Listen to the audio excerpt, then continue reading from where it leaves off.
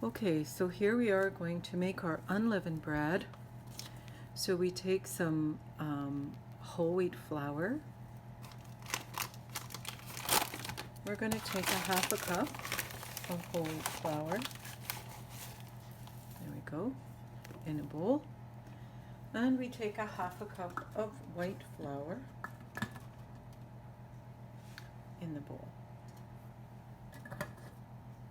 We're going to add a half a cup of water, hot water.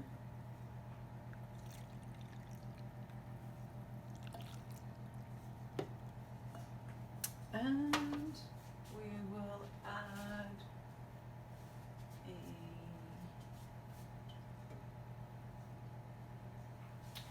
tablespoon of liquid honey.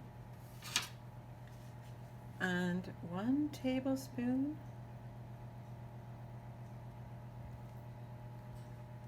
of liquid honey. Add a little sweetness to our unleavened bread. Unleavened bread is not like our usual bread that we eat. It's different from the regular bread.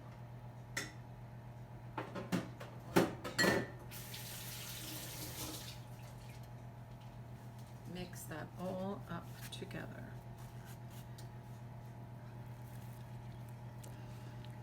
Okay, so we mix it all into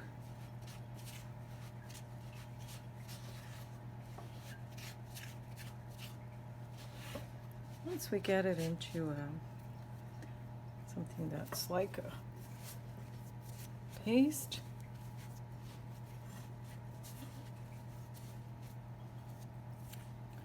we're going to take it out of the bowl. Get as much as you can out of there.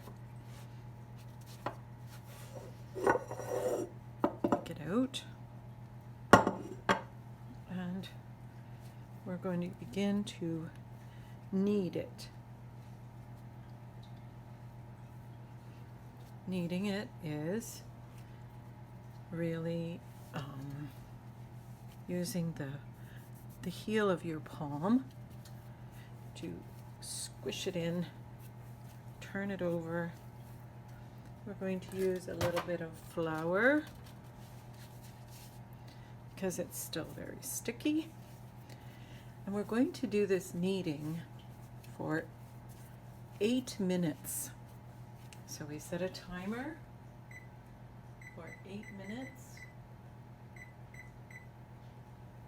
And here we go. It's hard work to knead it for 8 minutes, but it's important that we do that. Otherwise, the bread will be too thick, too heavy. Because it's bread that was used in the past as Eucharistic bread, that bread is not crummy, right? We don't want crumbs when we have a Eucharistic bread, because of course the bread becomes consecrated, which means it becomes the body of Jesus.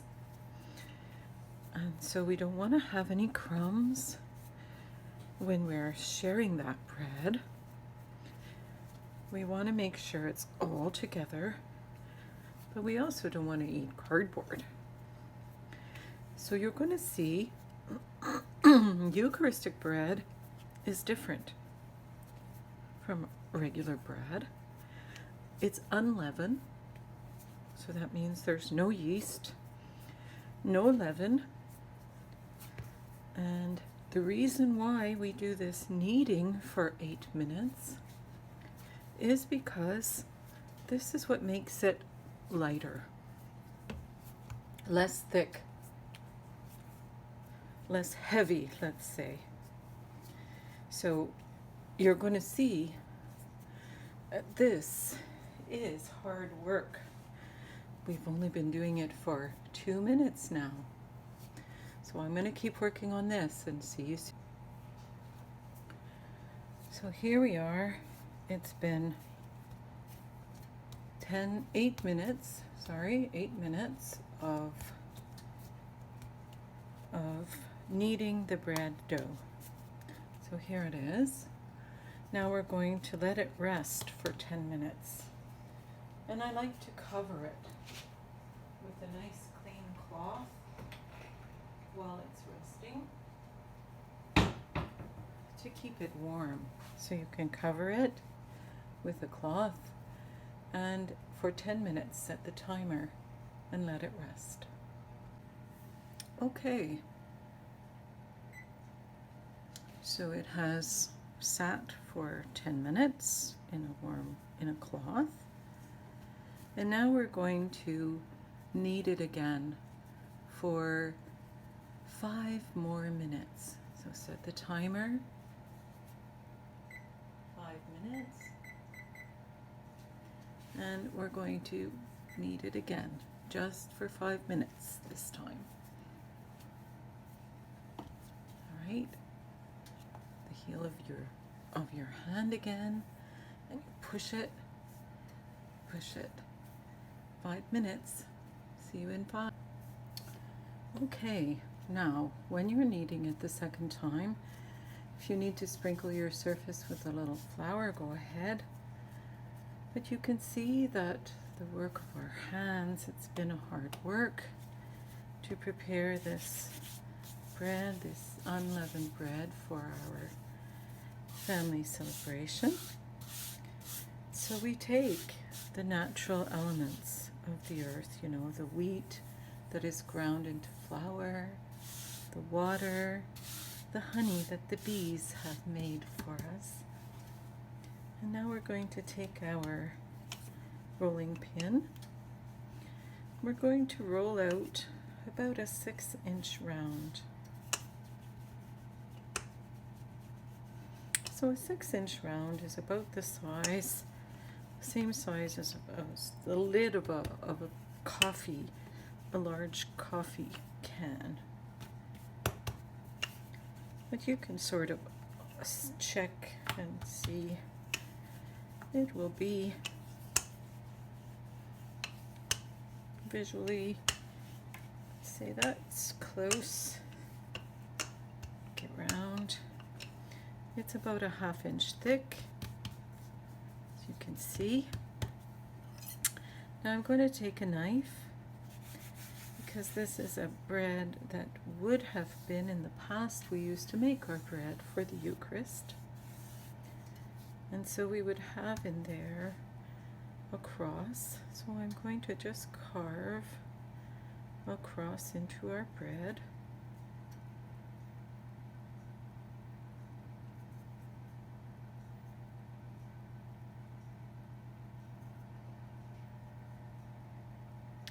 With a knife to remind us, even though this won't be consecrated bread, it is it is the bread that we used to consecrate quite a number of years ago. We would make our own bread, and then we're going to take just a bit of milk and a pastry brush. We're going to brush it with milk, just a little brushing.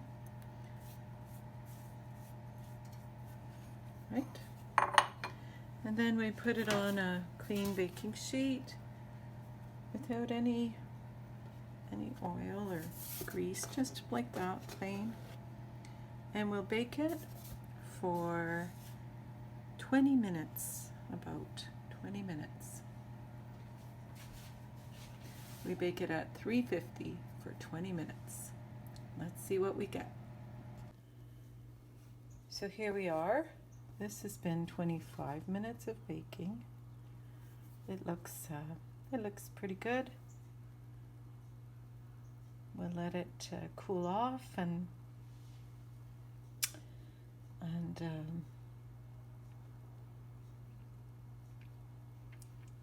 see how it tastes.